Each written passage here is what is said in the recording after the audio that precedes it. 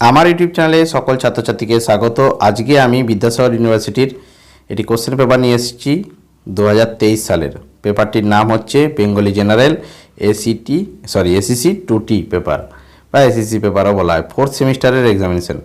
অর্থাৎ সিবিসিএস সিস্টেমে যারা ফোর্থ সেমিস্টারে পড়াশোনা করছো, 2024 সালে যারা পড়াশোনা করছো, তারা 2023 সালে কী প্রশ্ন এসেছিল সেটা দেখতে পাবে।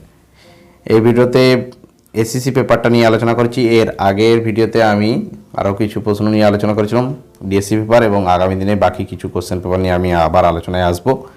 তো আজকে 2023 সালে যে প্রশ্নটি এসেছে সেটি নিয়ে একটি সংক্ষিপ্ত আলোচনা হবে। ভিডিওটা ভালো লাগলে অবশ্যই একটা লাইক করে দিও।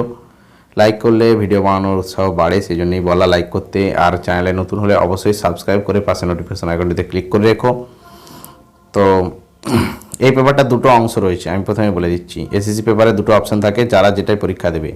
যারা অনুবাদ তত্ত্ব এবং সৃজনশীল রচনায় থেকে পরীক্ষা দেবে তাদের জন্য প্রথমে প্রশ্নগুলো আলোচনা করব, এবং এর আরেকটা অপশান রয়েছে, সেই অপশানটা নিয়ে আমি ভিডিওর মাঝখানে অর্থাৎ এর পরে আলোচনা করব। তো প্রথম যে অনুবাদ তত্ত্ব এবং সৃজনশীল রচনা রয়েছে, এখান থেকে কী কী প্রশ্ন আসে একটু দেখে নাও।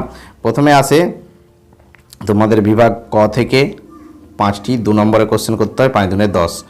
তো প্রশ্নগুলো কী কী আসছে: বিদ্যাসাগরের 4টি অনুবাদ গ্রন্থের নাম লেখো, রামায়ণের কাহিনীকে কেন্দ্র করে লেখা মধুসূদন দত্তের বীরাঙ্গনা কাব্যের 2টি পত্রের নাম লেখো, মহাভারতের কাহিনীকে কেন্দ্র করে লেখা মধুসূদন দত্তের বীরাঙ্গনা কাব্যের 2টি পত্রের নাম লেখো, আর মহাভারতের কাহিনীকে কেন্দ্র করে লেখা রবীন্দ্রনাথ ঠাকুরের 2টি কাব্যনাট্যের নাম লেখো।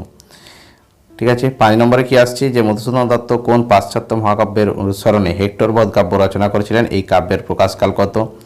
শেক্সপিয়ারের টেম্পস্টেড ও রোমিও অ্যান্ড জুলিয়েট নাটক 2টি হেমচন্দ্র বন্দ্যোপাধ্যায় যে নামে অনুবাদ করেছিলেন সে 2টির নাম লেখো।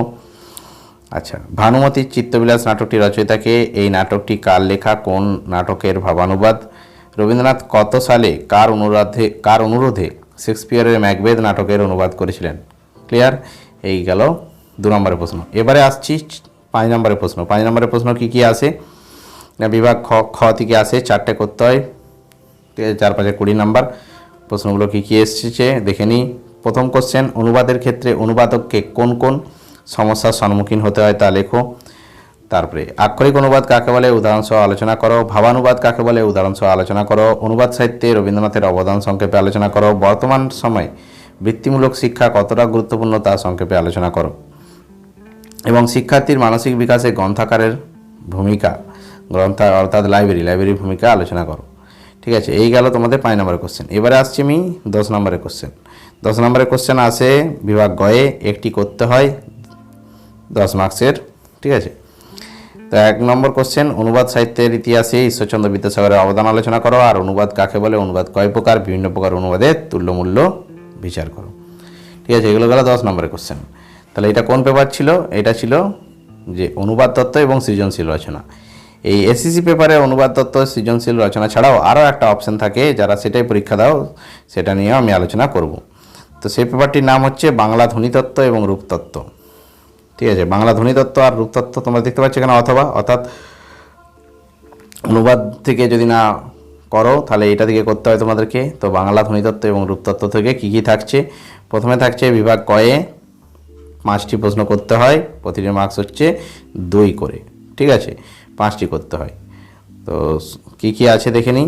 তো প্রথম যেটা আছে যে মৌলিক স্বরধ্বনির সংজ্ঞাসহ বাংলা মৌলিক স্বরধ্বনিগুলি লেখো। আনুনাসিক স্বরধ্বনির সংজ্ঞাসহ উদাহরণ লেখো। স্পর্শধ্বনি কাকে বলে, উদাহরণ দাও। অপিনহিতি কাকে বলে, ধ্বনি বিপর্যয় কাকে বলে, সমাক্ষর লোপ কাকে বলে, জোড় কলম শব্দ কাকে বলে, লোক নিরুক্তি কাকে বলে বা লোক নিরুক্তির সংজ্ঞা। এগুলো গেল 2 নম্বরের কোশ্চেন। এবার আসছি 5 নম্বরের কোশ্চেন। 5 নম্বরের কোশ্চেনের মধ্যে তোমাদের করতে হয় 4টা 5 আর 20। ঠিক আছে, এখানে 4টে লেখা আছে, এটা বিভাগ খ থেকে আসে। তো প্রশ্নগুলো কী কী? অল্প প্রাণধ্বনি কাকে বলে, উদাহরণসহ আলোচনা করো। অভিশ্রুতি কাকে বলে, উদাহরণসহ আলোচনা করো। সমীভবন কাকে বলে, সমীভবনের প্রকারভেদ উদাহরণসহ আলোচনা করো। ঠিক আছে। প্রত্যয় কাকে বলে, উদাহরণ সহযোগে প্রতিটি বিভাগের সংক্ষিপ্ত আলোচনা করো। দ্বিমাত্রিকতা বা দ্ব্যক্ষরতা বলতে কী বোঝায় তা উদাহরণ সহযোগে আলোচনা করো। ব্যঞ্জনাগম কাকে বলে, ব্যঞ্জনাগমের প্রকারভেদ উদাহরণসহ আলোচনা করো। ঠিক আছে, এবারে আসছি বিভাগ গ থেকে তোমাদেরকে কী কী কোশ্চেন করতে হয়। বিভাগ গ থেকে একটি প্রশ্ন করতে হয় 10 নম্বরের। ঠিক আছে, 2টো দেওয়া থাকে, যে কোনো একটা করতে হয়। প্রথম প্রশ্ন কী আছে, জিহ্বার অবস্থান ও ঠোঁটের আকৃতি অনুযায়ী স্বরধ্বনির শ্রেণীবিভাগ উদাহরণসহ লেখো।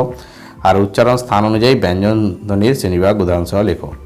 ঠিক আছে, এই গেল তোমাদের। এই ব্যাপারটা সোজা, যারা মানে অপশন নিজেরা চুজ করতে পারবে তারা এই ধ্বনিতত্ত্ব এবং রূপতত্ত্ব থেকে করে যাও, তাহলে কিন্তু প্রশ্ন কমন চলে আসে। ঠিক আছে, আপাতত আমি এখানেই ভিডিওটা শেষ করব। ভিডিওটা ভালো লাগলে অবশ্যই একটা লাইক আশা করতেই পারি, লাইক করে দিও এবং চ্যানেলে নতুন হলে অবশ্যই চ্যানেলটা সাবস্ক্রাইব করে পাশে নোটিফিকেশন আইকনটিতে ক্লিক করে রেখো আগামী দিনের ভিডিওগুলো পাওয়ার জন্য।